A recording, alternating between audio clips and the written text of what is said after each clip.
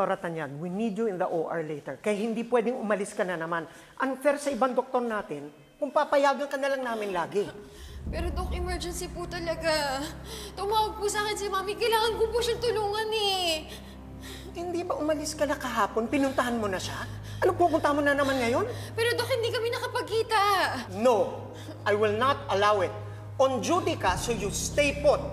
Ngayon, kung magpupumilit ka, I will have to suspend you. And I don't care kung may-ari ka ng ospital. Pero Dok, sige na po. Please po, papayagan niyo na po ako. Bakit, Zoe? Saan ka na naman pupunta at nagpapaalam ka na naman kay Doc Ray? You! Bakit mo kailangan parusahan si Mami? Ha?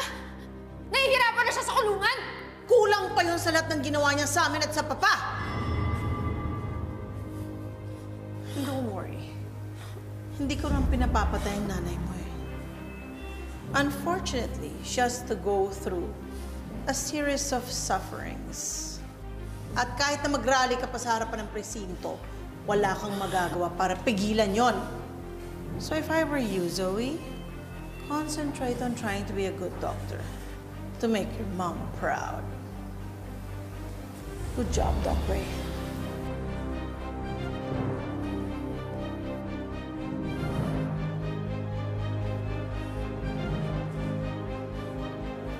I'm sorry, Zoe, pero hindi kita mapagbibigyan.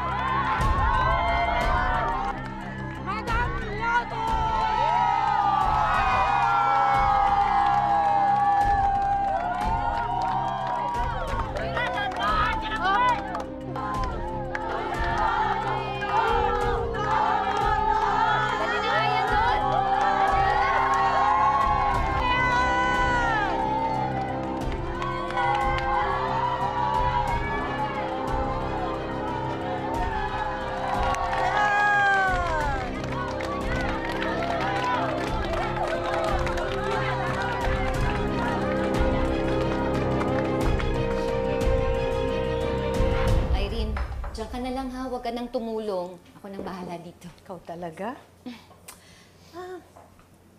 So, kakakasal na lang pala ni Carlos?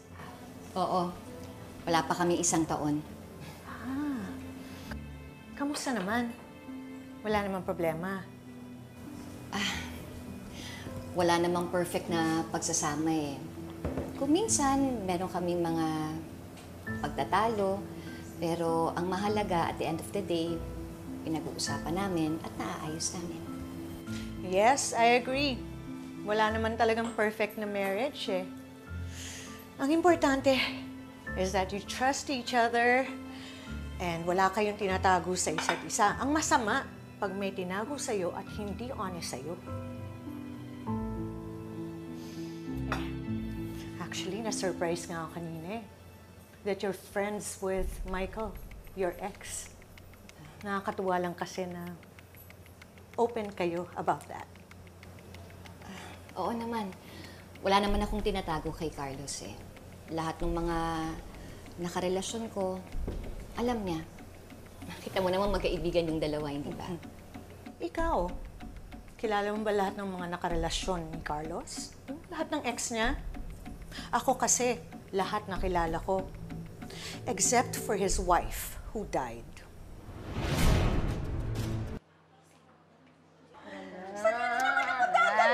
Sobra na kayo eh! Sus! Hindi ka na lang ganyan. Tama na! Tama na. Huwag ka nang lumaban. Salin nyo na rin dito!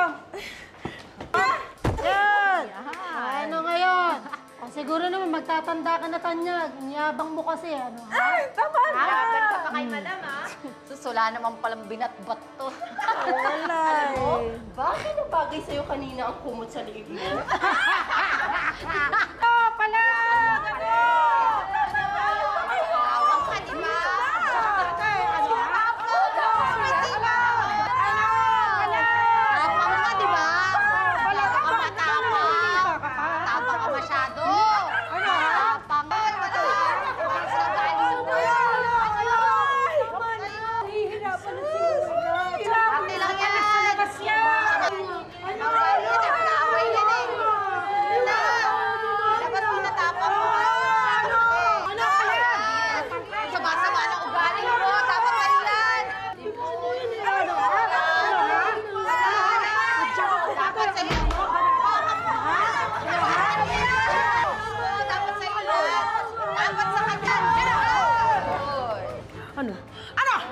Ilabas niyo yung tapang niyo!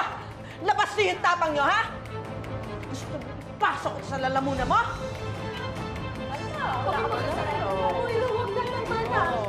Lalaban kayo? Labas niyo yung tapang niyo! Lynette, Carlos. alis na lang si Michael. Parang may kailangan sa'yo si Annalyn. Ganun ba? Irene, sandali lang ha. Pagtahan ko lang sila. Carlos, bahala ka na muna kay Irene ha. Sige. Sandali na. Ay, sige. Well, yun nga eh. Sa tingin mo, may gusto talaga yung Irene kay Doc Carlos? Akala ko lang nakapansin eh. Ayaw nga po bigyan ng mali siya eh, pero yun po talaga yung kutob ko. Pero baka mamaya po, mali lang naman yung hinala natin. Ewan ko, Annalyn. Pero pupusta ako, may something kina Irene sa kay Doc Carlos. Baka naman po mamaya, mali po yung hinala natin. Ewan ko po, parang feel bad na nga po ako na pinagkukwentuhan natin sila eh.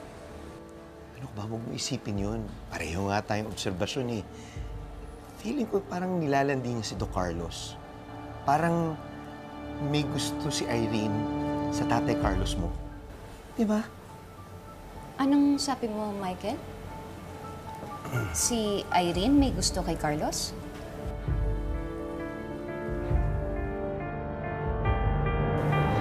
Bakit yun naman nasabi na may gusto si Irene sa asawa ko? Pinagchichismisan niyo ba sila? Hindi naman namin pinagchichismisan. Napag-usapan lang namin ni Annalyn. Well, pakiramdam lang namin na may gusto si Irene sa asawa mo. Pero nahihinala lang naman po namin yun eh. Sabi ko nga po, baka mamaya mali lang po yung iniisip namin. Talaga ba? Why, hindi mo ba nahalata? Michael, may tiwala ako sa asawa ko. Kaya hindi ako bothered sa mga ganyan. Mali po yata na in-invite ko pa po si Ma'am Irene dito eh. Anak, hindi mo naman alam yun eh. Tsaka, well, sana mali tayo. Anyway, mag-ingatan lang kayong dalawang mag-asawa.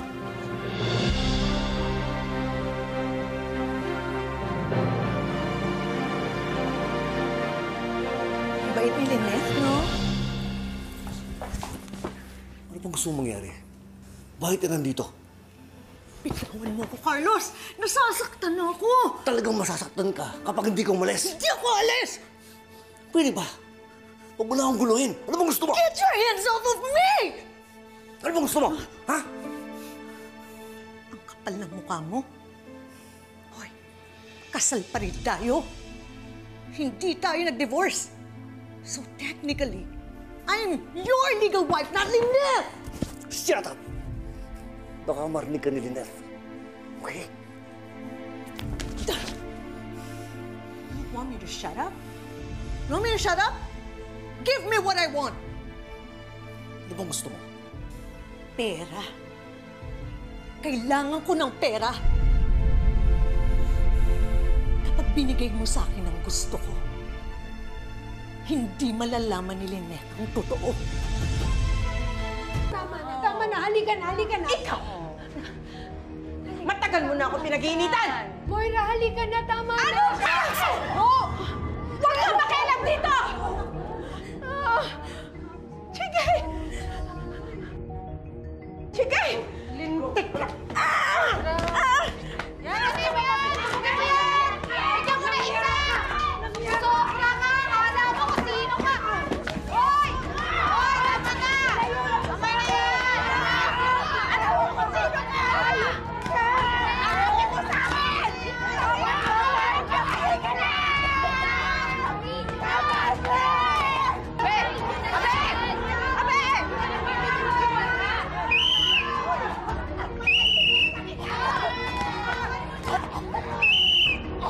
Nalalaman ka ba? Walang hiya ka! Hindi titigil?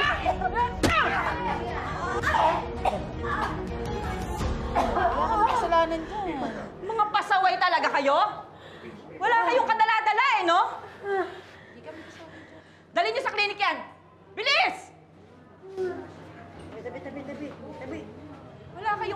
alala eh, no? Alam niyo kung anong ginagawa ko sa mga ayaw sumunod sa patakaran dito? Anong ginagawa ko? Sagot! Kalina po. Warden, wala po akong kasalanan. Sino yung gumagawa ng mali sa akin? Alam mo ikaw, kahit anong sabihin mo, ha? Wala kang palusutin. Nakita mo nakadisgrasya ka? Warden, hindi nila ako tinitigilan. Lagi nila akong ginagawa ng masama dito. Wala akong kasalanan. Alam mo, hindi yan rason eh. Wala ka bang utak? Ha? Wala ka bang utak? Ha? Warden, naku, Bartolina mo na yan, nang magtanda. Babartolina ko talaga yan. At pati ikaw, Lotus, kasama ka. Bartolina kayong dalawa. Bakit naman ako nadamay, Warden? Anong akala mo? Hindi ko alam ang mga nangyayari dito? Ha? Bartolina yung dalawang yan. Bitbitin nyo na! Bitbitin nyo yan! Talaga? Inamay mo pa ako? Ka! Ano pang ginagawa nyo dito? Di ba sinabi ko pumasok kayo sa mga selda ninyo? Ito! Warden, ito na po. Pasok na. Pasok na. Aray, aray. Kaya naman, oh. Ikaw, gusto mo ikaw naman mabigyan ko na ngayon, ha? Kung gusto mo sumama sa Bartolina. Wala naman akong kasalanan. Pasok! Ito na, Warden naman. Please hold on. Please be better. I still want you around us. But I know that you're old and your body's weak. So kung ano man ang mangyari, Diyos na ang bahala.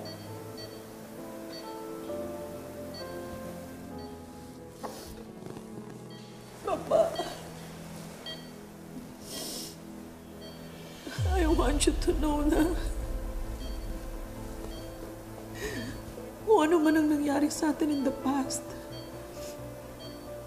pinapatawad na kita. And I hope you forgive me too. Because I love you so much. Mahal na mahal kita, Papa. I want you to know that. And know that you are loved by so many.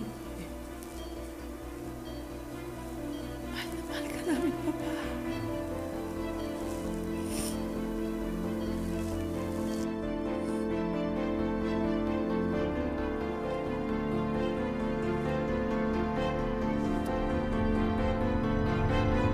Saan mo gagamitin ang pera? Ha? May mga kailangan akong bayaran. Why do you even Saan care? mo nga gagamitin ang pera? Sa sugal? Ha? May utang ka na naman? Ano? Sabihin mo. The nerve! As if naman hindi ka nagsusugal.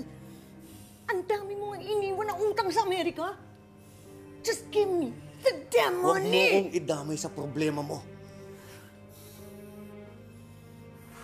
Why do you even care? Just give me the damn money! Carlos, asawa mo pa rin ako. Bigay mo sa akin yung pera. Sige. Sabihin mo ulit yan. Tatawan ka talaga sa akin. Subukan. Iba na ang babae ngayon. Kung dati, pwede mo ako saktan, hindi na ngayon. Siguro, sinasaktan mo rin si Lynette, no? Ha? Sabi mo sa akin, sinasaktan mo yung asawa mo? Hmm?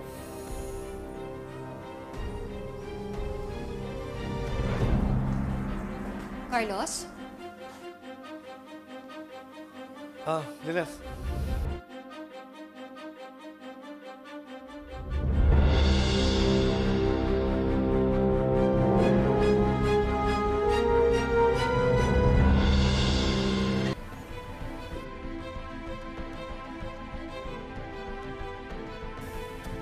Sige. Sakit ko na po kayo sa labas. Thank you.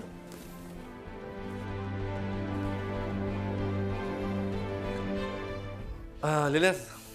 Ako na magliligpit dito. Pahinga ka na, alam ko pagod ka.